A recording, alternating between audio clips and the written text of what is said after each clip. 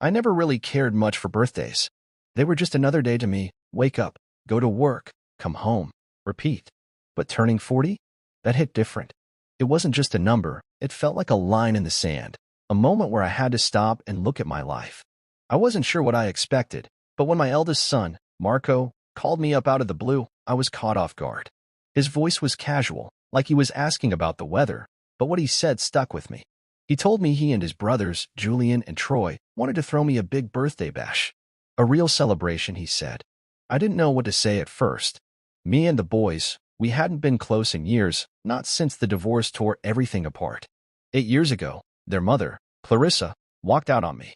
She said I was boring, passionless, a good guy, but not the one she wanted anymore. It stung, but I didn't fight her on it.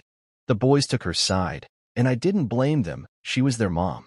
I just faded into the background after that, working my steady job, paying the bills, keeping my head down. I tried to be the father they could count on, even if they didn't see me much. Dependable, sure, but invisible too. So when Marco said they wanted to do something special for my 40th, I felt a flicker of something I hadn't felt in a long time, a hope. Maybe this was a chance to fix things, to bridge the gap that had grown between us. I wanted to believe it. I hung up the phone and stood there in my quiet little apartment, staring at the plain walls, the worn-out couch, the coffee mug I hadn't washed yet. My life wasn't exciting, but it was mine. And now my boys were reaching out. I couldn't help but smile a little. I went in my closet, pulled out a decent shirt, one I hadn't worn in a while, and plugged in the iron. I don't know why I bothered. I'm no good at ironing, and the shirt still ended up with a few creases. But it felt right to try, like I was preparing for something bigger than just a party. The day of the bash crept up fast. I kept thinking about what it might be like, seeing Marco, Julian, and Troy all together, maybe laughing like we used to when they were little. Back then, we'd spend weekends at the park, me pushing them on swings while Clarissa snapped pictures. Those days were long gone, but maybe this party could bring back a piece of that. I drove to the spot Marco told me about, a taproom downtown where Julian's buddy worked. I parked my old truck, smoothed down my shirt, and took a deep breath. My hands were sweaty, and my stomach churned, but it wasn't just nerves, it was excitement too. I walked in, and the place was already buzzing.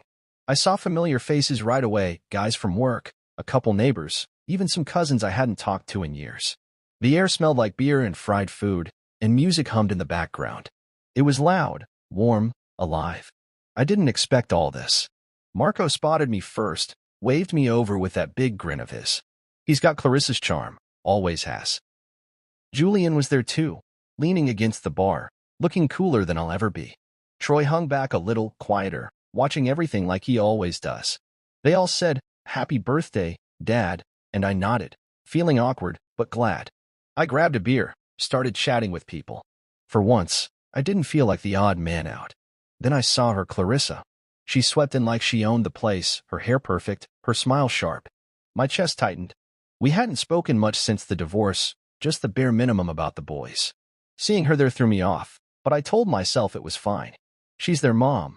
Of course she'd be here. I pushed the unease down, took another sip of my beer, and let myself enjoy the night. People clapped me on the back, told me I didn't look a day over 30, and I laughed, actually laughed. It felt good. For a little while, I forgot about the distance, the years of silence. I let my guard down, thinking maybe this was a new start. Marco kept checking his phone, and Julian whispered something to Troy, but I didn't think much of it. I was just happy to be there, surrounded by people who seemed to care.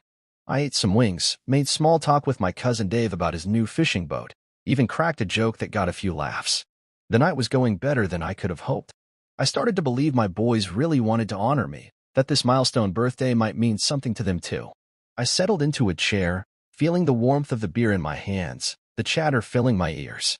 I didn't know what was coming. I didn't see the storm building right in front of me. All I saw was a chance to feel like a father again, a chance I hadn't had in years. I should have known better, but I didn't. Not yet. The party was in full swing at that taproom, and I was starting to feel like I belonged somewhere for once. It was a small place, all brick walls and dim lights, with long tables packed with people I knew, guys from the warehouse where I work, neighbors who'd wave at me over the fence, cousins I hadn't seen since the last family reunion. Julian's friend ran the place, and he'd hooked us up with a corner full of food and drinks. I had a cold beer in my hand, the kind I like, nothing fancy, just crisp and simple, The noise of laughter and clinking glasses filled the air, and I was actually having a good time. I'd been smiling so much my face felt stiff, which wasn't something I was used to. Then I noticed Clarissa across the room, chatting with some old friends of hers. She looked the same as always, put together, confident, like she could command a crowd with a flick of her wrist. Seeing her there should have set off alarm bells in my head. We'd been done for 8 years, and she'd made it clear I wasn't worth her time anymore. But I brushed it off. This was about the boys, I told myself. She was their mom, so it made sense she'd show up. I wasn't going to let her presence ruin my night. I took another swig of beer and leaned back in my chair, watching Marco work the room like a pro. He's got that easy way about him, always has. Julian was cracking jokes with some guys at the bar, and Troy was picking at a plate of fries, glancing my way every now and then. I caught his eye once and nodded, and he nodded back. Small, but it felt like something. I was letting my guard down, letting myself believe this was all for me, that my sons wanted to celebrate their old man hitting 40. I ate some of those greasy sliders they had out, wiped my hands on a napkin, and even laughed at a story my coworker Pete told about a forklift mishap. The night felt warm, alive, like maybe I wasn't as invisible as I'd thought. Then Marco grabbed a glass and tapped it with a spoon, the sharp sound cutting through the chatter. Everyone quieted down, turning toward him. He stood up on a chair, grinning wide, and said they had a special presentation planned. I shifted in my seat, curious. The lights dimmed a little, and someone wheeled out a projector. I figured it'd be one of those cheesy slideshows, you know, baby pictures of me, maybe some shots from when the boys were little, all set to sappy music. I braced myself for the embarrassment, but I was okay with it. It'd be a laugh, something sweet to cap off the night. The screen flickered on, and a title popped up in bold white letters, The Failures of Grayson Ward. My name. My full name, right there for everyone to see. I froze, the beer bottle halfway to my mouth. The room went quiet for a second, then Clarissa's voice came through the speakers, smooth and cold. Grayson Ward, she started. Failed husband, failed father, failed man. My stomach dropped. The first slide showed a photo of me asleep on the couch, one she must have taken years ago, with her narration saying I was too lazy to keep a marriage alive. People chuckled. I looked at Marco, he was smirking. Julian too. Troy stared at the table, but he didn't stop it. The video rolled on, 17 minutes of every mistake I'd ever made, twisted and laid bare. Clarissa's voice droned on, mocking how I'd been in bed, how I'd never been exciting enough for her. Laughter rippled through the room, my coworkers, my cousins, my neighbors, all laughing at me. My face burned. I couldn't move. Slide after slide, it got worse, old arguments, times I'd lost my temper, even a clip of me tripping over a hose in the yard, played for cheap laughs. Then came the finale. Marco stepped up as the screen faded to black and said, "So, Dad, we've got an announcement. Me, Julian, and Troy, we're done with the Ward name. We're legally changing it to Delaney, Mom's maiden name." The room clapped. Clapped. Like it was some big victory.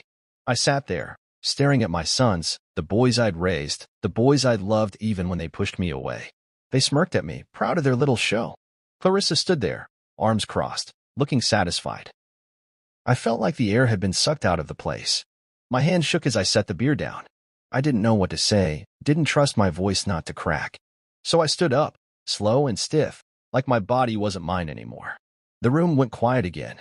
I looked around at all those faces, some still grinning, some awkward now, and I forced the words out. "Thanks for coming," I said, my voice flat. Then I turned and walked out. The cool night air hit me as I stepped outside. My truck parked just a few feet away.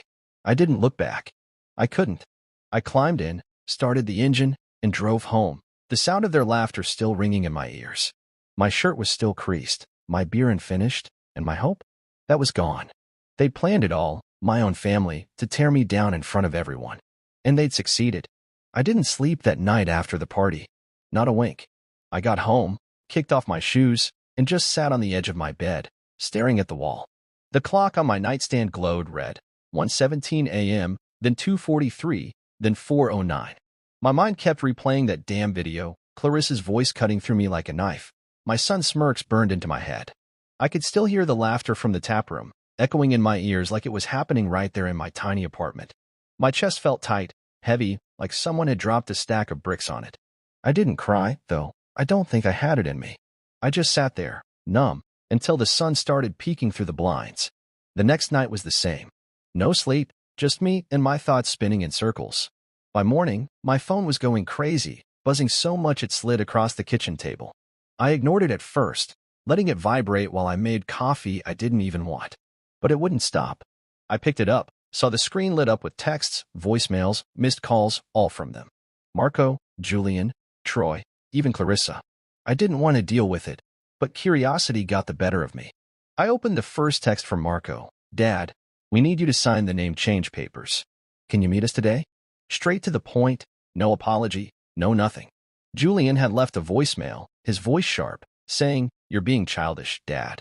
Just sign the stuff and let's move on." Childish? That hit me hard. I'd bailed him out of a DUI a few years back, drove to the station at 3 a.m., paid the fine, didn't even lecture him. And now I was the childish one? Troy's text was short.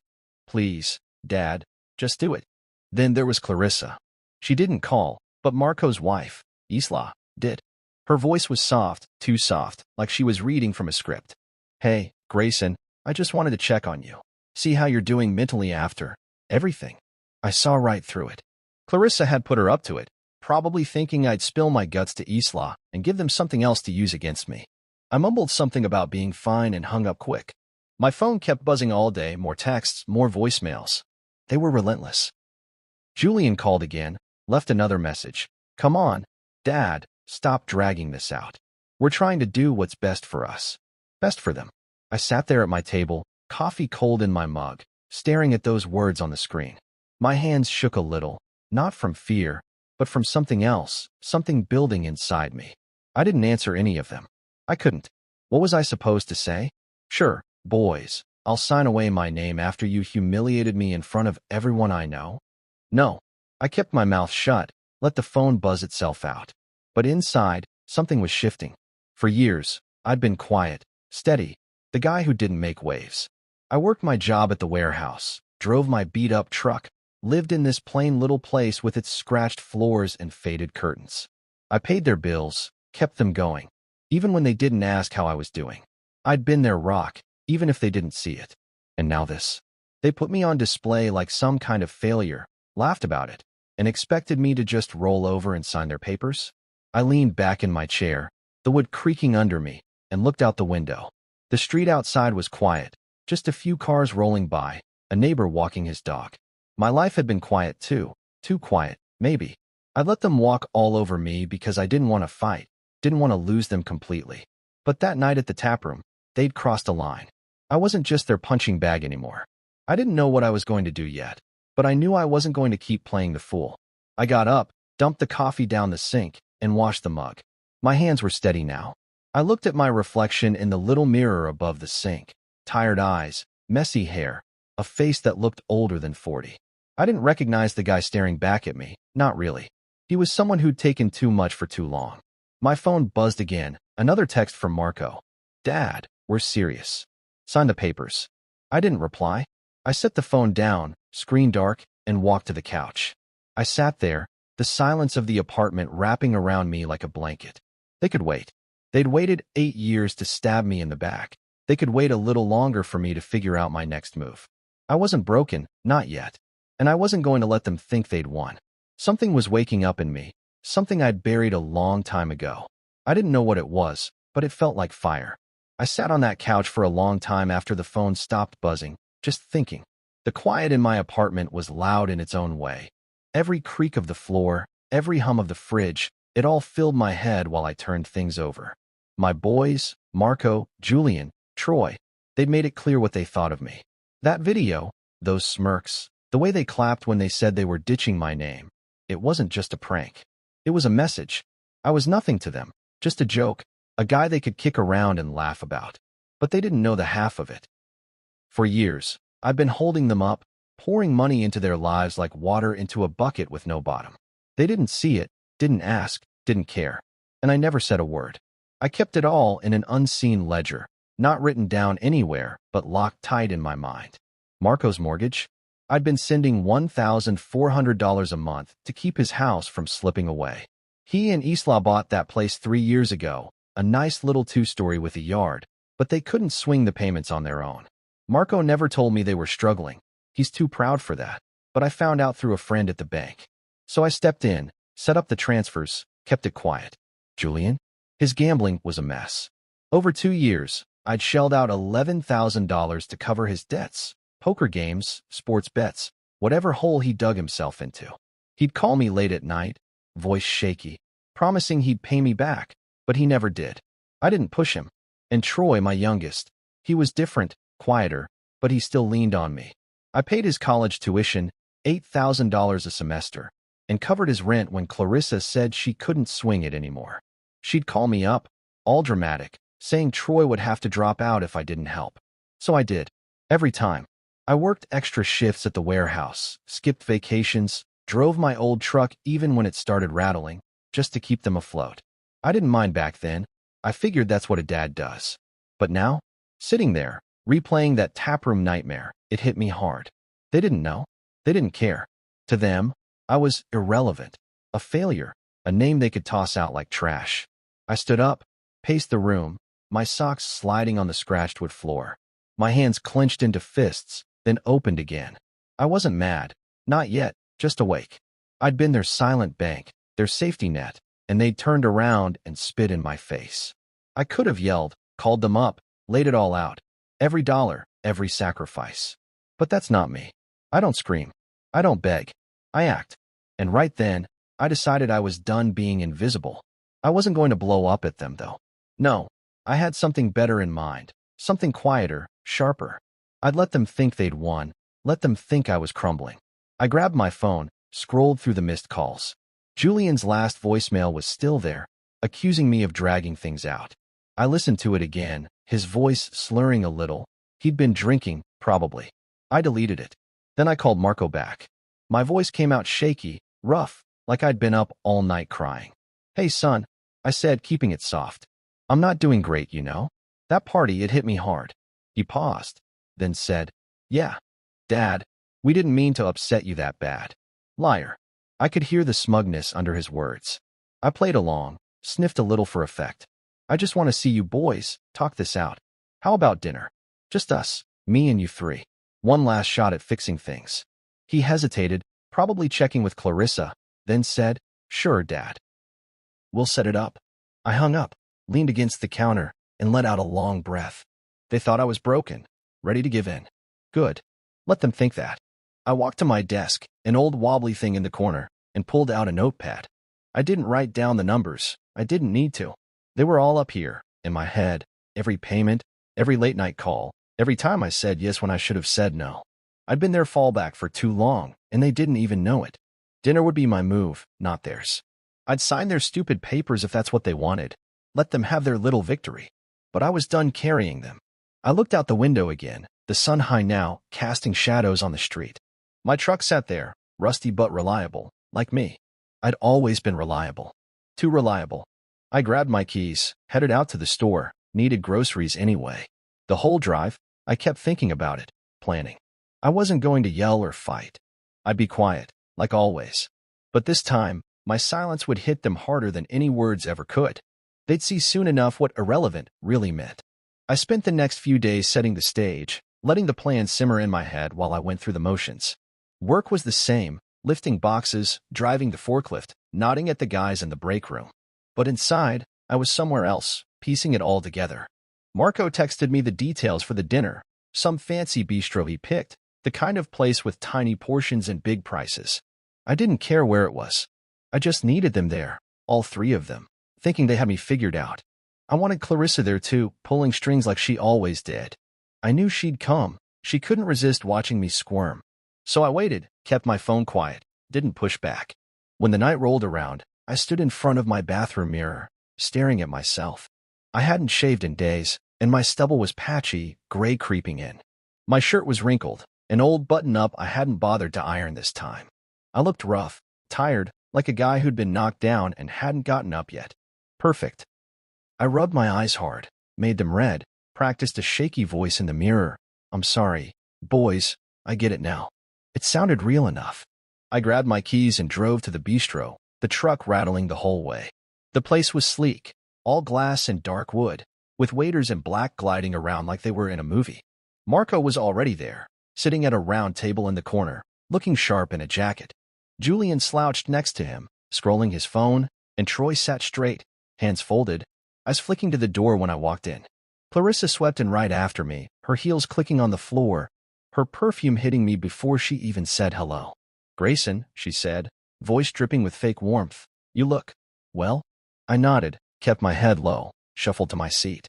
They all watched me sit, their faces a mix of smug and careful, like they were waiting for me to crack.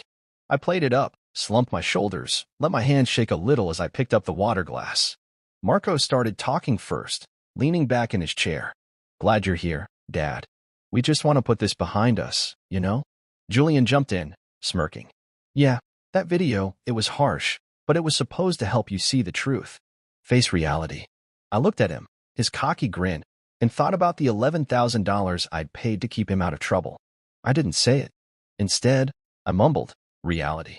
"Right." Troy spoke up, softer. "We need to move on, Dad. The ward name, it's just not us anymore." Clarissa nodded, patting his hand like he'd said something profound. I took a sip of water, let it spill a little on my chin, wiped it with my sleeve. "I get it," I said, voice cracking just enough. "You're right. I've been holding you back." They exchanged looks, Marco's eyes lit up, Julian's smirk grew, Troy shifted in his seat. Clarissa leaned forward, her tone all syrupy. "Grayson, we're proud of you for seeing it.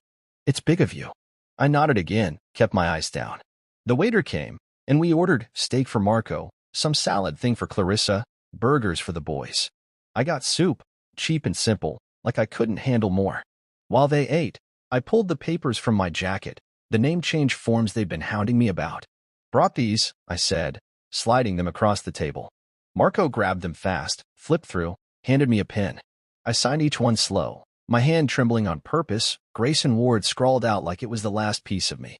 They watched, barely hiding their grins. "Thanks, Dad," Marco said, tucking the papers away. "This means a lot." I looked up, met their eyes one by one. "I'm sorry," I said, voice low. "For everything. I just want you to be happy." Clarissa reached over, touched my arm, first time in years. "You're doing the right thing, Grayson." I nodded, spooned my soup, let them think they'd won. They talked over each other then, laughing, planning, already moving past me.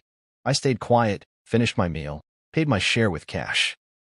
When we stood to leave, I hugged each of them awkward, quick, the kind of hug you give someone you're saying goodbye to. They didn't notice. They were too busy celebrating. I drove home, the truck's engine rumbling steady under me. My apartment was dark when I walked in, but I didn't feel empty. I tossed my keys on the counter, went straight to my desk, and fired up my laptop. The screen glowed, and I logged into my bank accounts, my email, everything I'd need. This was it, phase 1. I pulled up Marco's mortgage transfer, the one I'd been paying for years, and clicked cancel. Done. Julian's bailout account, frozen. No more cash flowing his way. Troy's tuition payment portal, logged out. Payment stopped. I sat back, the chair creaking, and stared at the screen. They thought I was folding, giving them what they wanted. But I just signed their papers with one hand and cut their lifelines with the other. They'd find out soon enough. I closed the laptop, stood up, stretched. The room was still, the night quiet outside. I wasn't shaking anymore. I wasn't sorry either. I woke up the next morning feeling different, not lighter, not heavier, just steady. The night before, I'd flipped the switch on them, cut the cords they didn't even know were there. It wasn't about revenge, not really, it was about respect, about taking back what I'd let them trample for too long. I made coffee, strong and black, and sat at my kitchen table, the mug warm in my hands. The apartment was quiet, just the drip of the faucet I'd been meaning to fix. I didn't turn on the TV or check my phone. I knew what was coming, and I wanted to be ready when it hit. The first move was Marco's mortgage. I'd logged into the bank site late after dinner, canceled the automatic transfer, $1, for $100 a month, gone with a click. I didn't feel bad about it. He'd never asked me to pay it, never thanked me, never even knew. I emailed the bank to confirm, kept it short, discontinue payment, effective immediately. Done. Then Julian's account, the one I'd set up to catch him when his gambling got out of hand. I froze it, locked it down. No more $500 here, $1,000 there to cover his losses. I pulled up some old screenshots, texts he'd sent me begging for cash, promises he'd quit, all lies. I forwarded them to Isla, Marco's wife, with a simple note. "You deserve honesty." She didn't need to know it was me who'd been bailing him out, but she deserved to see who Julian really was. Troy was last. I went into his college portal, stopped the tuition payment for next semester, and emailed his landlord to pull out of the lease I'd co-signed. He'd have to figure it out. Clarissa could step up for once. I leaned back in my chair, the coffee bitter on my tongue, and waited. It didn't take long. By noon, my phone started up again, buzzing like a hornet's nest. Marco called first, his voice tight. "Dad, what the hell? The bank just sent me a foreclosure notice. Did you stop paying my mortgage?" I kept my tone flat, tired. "Paying your mortgage? Marco, that's your house. I don't know what you're talking about." He stammered. But we've been fine. And now this?" I didn't bite. "Sounds rough, son. You'll figure it out." He hung up, mad, confused. Then Isla texted me short, sharp, "Julian's a mess. Why'd you send me those?" I didn't reply. She'd left Marco that afternoon. I found out later, packed a bag, and walked out after reading those screenshots. Julian called next, drunk, yelling into the voicemail. "You're a bastard, Dad." "Freezing my account? I need that money. What's wrong with you?" I listened, deleted it. Troy's call came softer, but still angry. "Dad, my tuition's due, and the landlord says I'm out next month. Why'd you do this?" "It's selfish." Selfish. That word stuck in my craw. I'd paid his way through 3 years of school, and he called me selfish. I said, "Troy, I've done a lot. Maybe it's time you handled some things." He didn't argue, just hung up. Clarissa's message came last, a text, long and dripping with her usual high and mighty tone. "Grayson, this isn't you. Be the bigger person.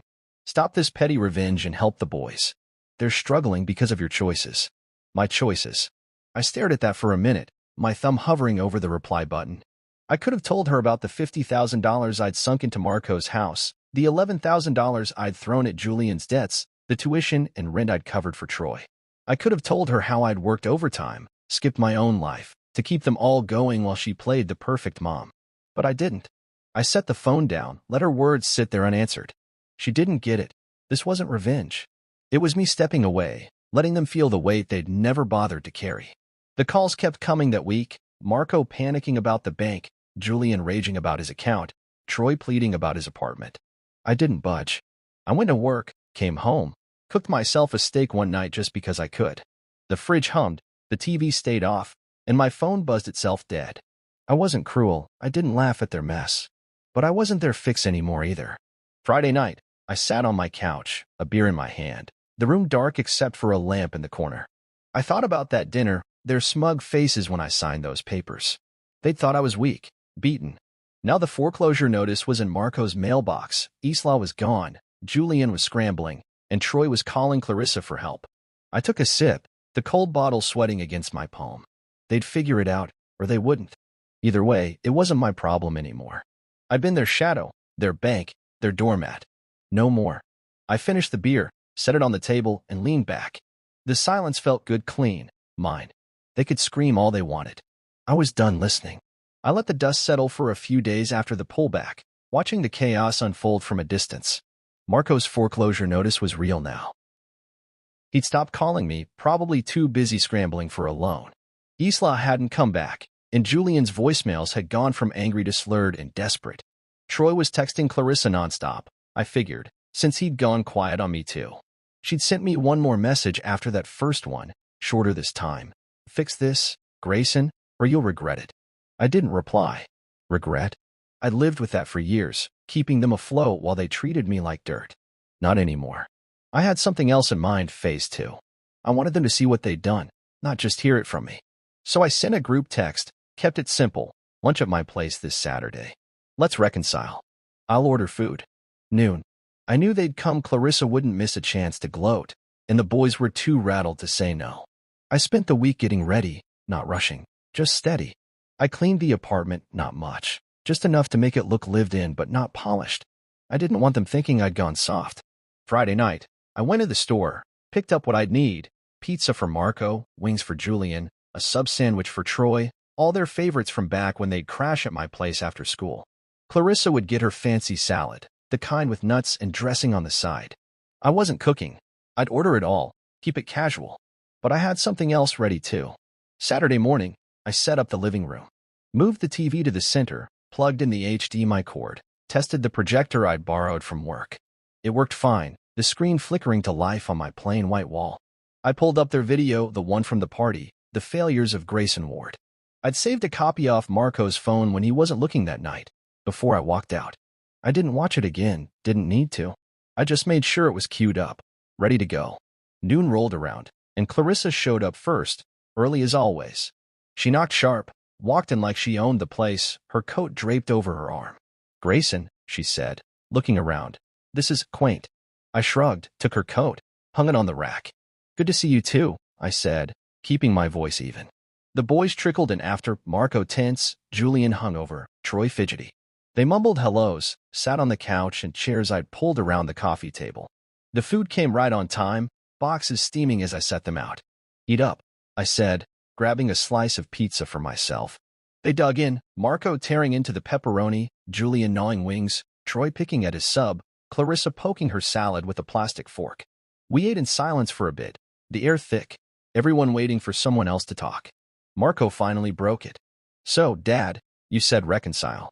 What's this about?" I chewed slow, swallowed, wiped my mouth with a napkin.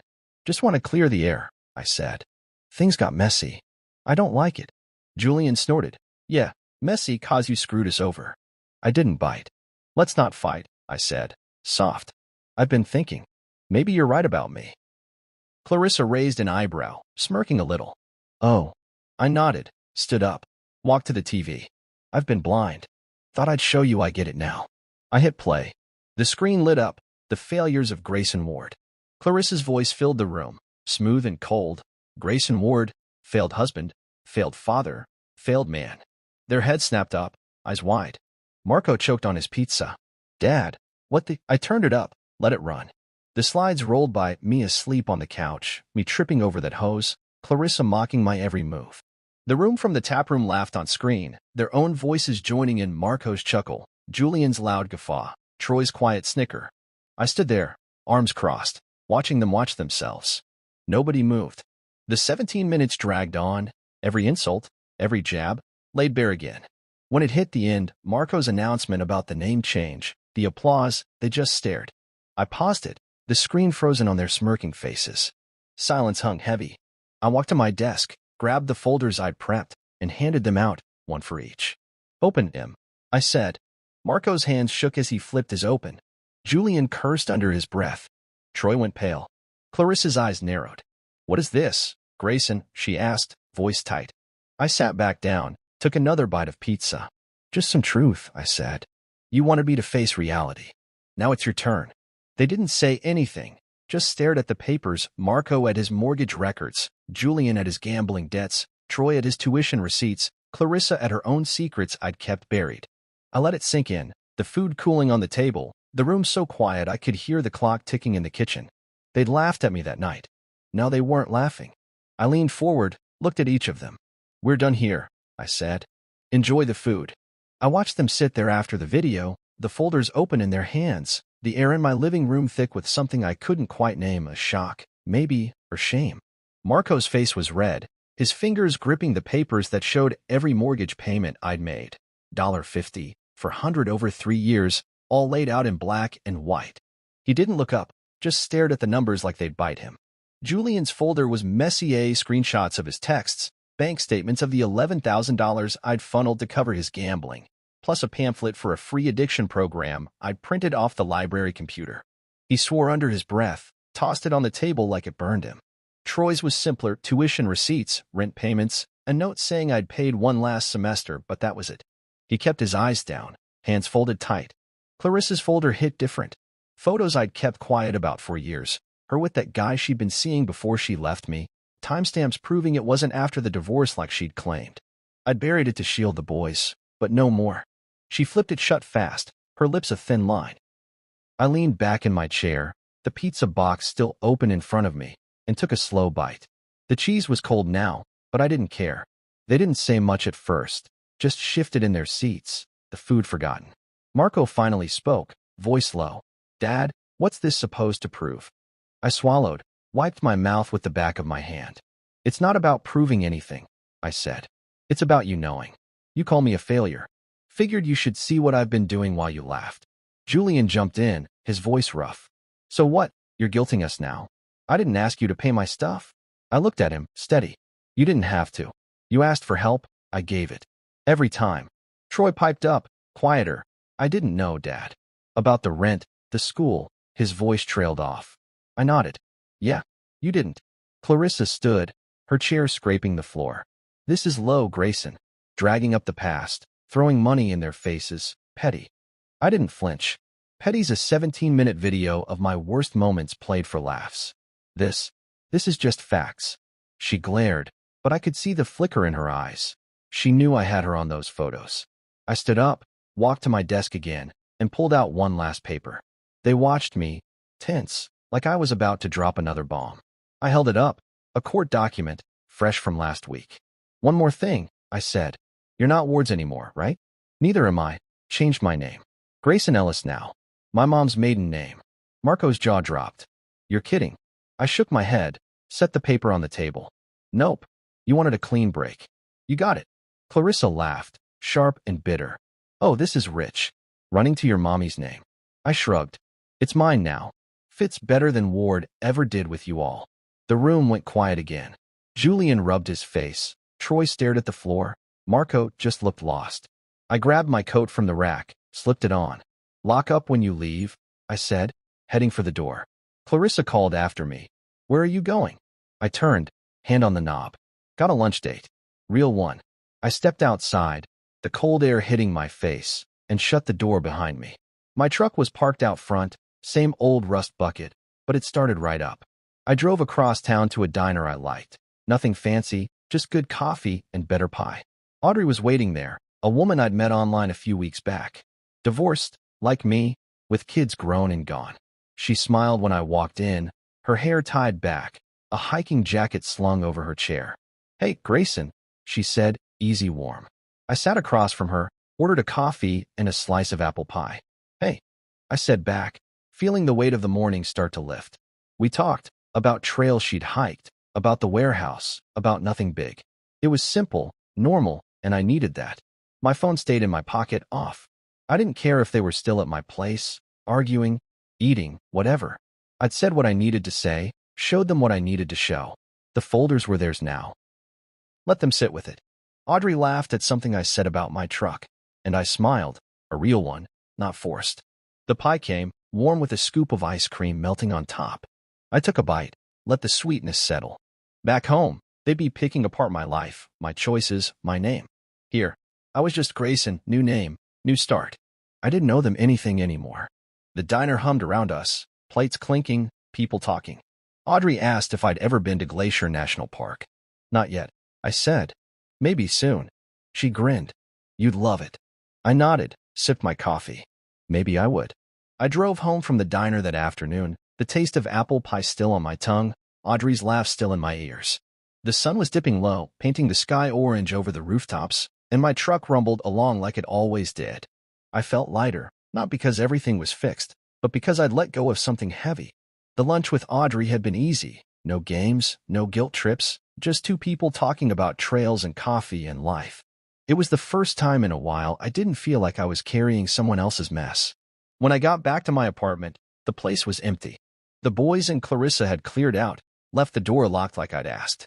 The pizza boxes were stacked on the counter, half-eaten wings and Troy's sub-wrapper tossed in the trash. The folders were gone. They'd taken them, or maybe trashed them too.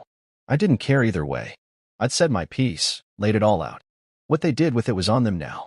I cracked a window, let the cool air in, and sat on the couch, the quiet wrapping around me like an old blanket. The next few days, I kept my head down. Work was steady, lifting boxes, joking with Pete about his bad back, clocking out at 5. I didn't check my phone much, didn't want to. But word got around anyway. Julian was spiraling. Pete's cousin saw him at a bar downtown, drunk and loud, picking a fight he didn't win. Isla was still gone, posting vague quotes on Instagram about truth setting you free. Marco's house was on the market now, a for sale sign slapped up fast after the bank refused his loan. Troy had moved back in with Clarissa, heard that from a neighbor who knew her sister. She was mad, telling anyone who'd listen I'd had a breakdown, turn on my own family. I didn't bite. Let her spin her story. I was done playing defense. Instead, I started filling my time. Audrey texted me Sunday. Asked if I wanted to hike a trail out by the river. I said yes. Met her there early, the air crisp and the trees bare. She wore a blue jacket, carried a little backpack with water and snacks. We walked for hours, her talking about her kids, 2 daughters, both in college now, and me just listening, nodding, throwing in a word or two. The river rushed beside us, cold and clear, and I felt my shoulders loosen. I hadn't hiked in years, not since the boys were little, and I'd haul them up trails they'd whine about. This was different, calm mine. Back home, I dug out my old guitar from the closet, the one I used to play when Marco was a baby. The strings were rusty, but I tuned it up, strummed a few chords. It sounded rough, like me, but I kept at it, picking out songs I hadn't thought about in decades. The apartment filled with the sound, clumsy at first, then smoother. I played until my fingers hurt, then set it down, smiling a little. Nights, I'd walk, long loops around the neighborhood, past houses with lit-up windows, dogs barking behind fences. The cold bit my face, but I liked it. It woke me up. My life was quiet now, not empty, just still. I wasn't running anymore, wasn't chasing their approval or Clarissa's forgiveness. I was just living. Then, late one night, my phone buzzed. One message from Troy. "Dad, can we meet? Just us. Private." I stared at it, the screen glowing in the dark. He hadn't called me selfish this time, hadn't begged for money, just asked. I didn't reply right away. I set the phone down, leaned back on the couch, let the words sit. Troy was always the quiet one, the one who watched more than he talked. Maybe he'd seen something in that folder, $24,000 in tuition, rent checks, years of me stepping up when Clarissa bailed. Maybe he didn't. I didn't know what he wanted, but I wasn't jumping to find out. I'd spent too long saying yes on reflex. This time, I'd think it over. The next day, I met Audrey again. Not a hike, just coffee at that diner. She asked how I was, and I said, better. It was true. She talked about a trip she'd taken to Glacier National Park years back, how the mountains felt like they went on forever. "You should go sometime," she said, stirring her coffee. "Maybe I will," I said, picturing it. Big sky, open space, no one pulling at me. We split a piece of pie again, and I drove home slow, the radio off. Troy's text was still there, unanswered. I didn't delete it, didn't block him. I just let it be. The quiet in my life was mine now. Guitar strings, river trails, diner coffee. Clarissa could spin her tales, the boys could flail. I wasn't their anchor anymore. I'd see Troy if I felt like it, when I was ready. For now, I walked to my window, looked out at the streetlights flickering on. The night was cold, clear, and I was fine with that. I woke up early on my 41st birthday, the first light creeping through the blinds, soft and gray. It was March 25th, 2025, and I didn't feel like celebrating, not in the loud way most people do. Last year's bash had cured me of that, the tap room, the video, the sting of it all still sharp if I let myself think too long. This time, I wanted something else, something mine. I rolled out of bed, my back stiff from the old mattress, and made coffee, the pot gurgling as I stood there in my socks. The apartment was quiet, same as always, but it didn't feel empty anymore. I'd made it my own these past months, guitar in the corner, a few trail maps pinned to the fridge from hikes with Audrey, a new mug I'd bought just because I liked the color. I sipped the coffee, black and hot, and decided right then I was going to Glacier National Park. Audrey had talked it up, said the mountains would stick with me, and I'd been thinking about it ever since. I packed light, jeans, a jacket, some snacks, a water bottle. My truck grumbled to life outside, and I hit the road before the sun was fully up, the highway stretching out empty and wide. It was a long drive, hours of flat land turning into rolling hills, then peaks rising sharp against the sky. I didn't turn on the radio, didn't check my phone. Troy's text from a week back still sat there, unanswered. I hadn't decided what to do about it yet. Part of me wanted to hear him out. Part of me didn't trust it. But today wasn't about him, or Marco, or Julian, or Clarissa. It was about me. I got to Glacier by noon, parked near a trailhead Audrey had mentioned, some overlook with a view that'd knock you flat. The air was cold, thin, smelled like pine and snow.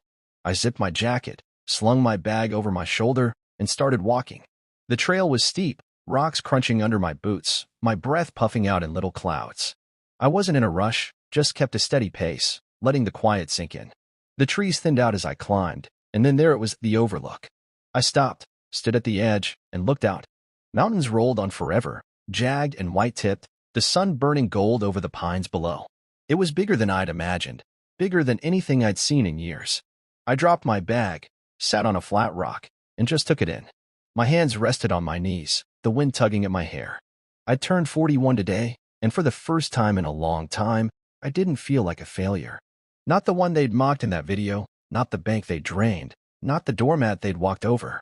I was Grayson Ellis now, new name, new start. I'd chosen it, fought for it in my own quiet way.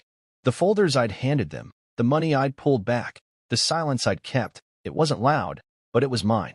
I pulled a granola bar from my bag, ate it slow, the crunch loud in the stillness. Down there, somewhere, Marco was probably still scrambling to sell his house. Julian was likely drowning his mess in another bar. Troy was with Clarissa, maybe thinking about that text he'd sent.